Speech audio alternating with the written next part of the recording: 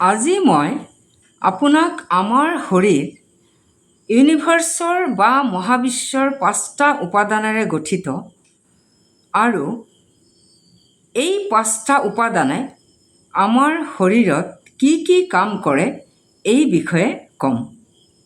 ইউনিভাৰ্চৰ প্ৰথম উপাদানটো হ'ল পৃথিৱী। পৃথিৱীয়ে আমাক আহাৰ প্ৰদান কৰি আমাৰ শৰীৰৰ হাড়, মাংসপেশী, ছাল, দাঁত, নখ এই সকলো কঠিন অংশবোৰক গঢ় দিয়ে। পৃথিৱীয়ে আমাৰ শৰীৰক স্থায়িত্ব আৰু শক্তি দিয়ে। শৰীৰৰ গঠনক ধৰি ৰাখে এই উপাদানে আমাৰ শৰীৰৰ মেৰুদণ্ডক শক্তিশালী কৰি ৰাখে। ইউনিভাৰ্চৰ দ্বিতীয় উপাদানটো হ'ল পানী। আমাৰ শৰীৰত প্ৰায় 70% পানী থাকে।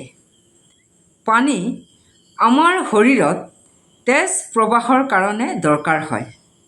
লালটি, ঘাম, মূত্ৰ, পাচক ৰস পানীৰ পৰাই উৎপন্ন হয়। তাৰোপৰি পানীয়ে পুষ্টি পৰিবহণ, শীতলতা আৰু শৰীৰ পৰিশোধন কৰে। ইউনিভাৰ্চৰ তৃতীয় উপাদানটো হ'ল অগ্নি।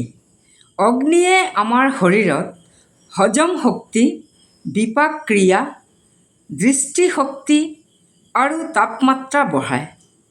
অগ্নিয়ে বিশেষকৈ খাদ্যক শক্তিলৈ ৰূপান্তৰ কৰে। এই অগ্নি আমাৰ বুদ্ধি আৰু অন্তৰ্জ্ঞানৰ লগত জড়িত। ইউনিভাৰ্চৰ চতুৰ্থ উপাদানটো হ'ল বায়ু। বায়ুৱে আমাৰ শৰীৰত শ্বাস-প্ৰশ্বাস, তেজ সঞ্চালন, স্নায়ুৰ কাৰ্যকলাপ আৰু চিন্তা-ভাৱনা নিয়ন্ত্ৰণ কৰে। বায়ুৱে আমাৰ শৰীৰৰ অংগবিলাকৰ লৰচৰ কৰা, পেশী সংকোচন কৰা আদি নিয়ন্ত্ৰণ কৰে। ইউনিভাৰ্চৰ পঞ্চম উপাদানটো হ'ল আকাশ।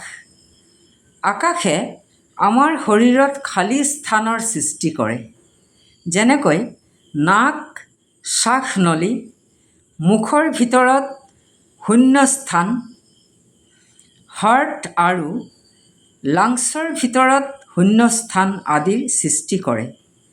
এটা কথাত ক'ব গ'লে, আকাশে আমাক শব্দ শুনাত, চিন্তা কৰাত আৰু আধ্যাত্মিক অনুভূতি সৃষ্টি কৰাত সহায় কৰে।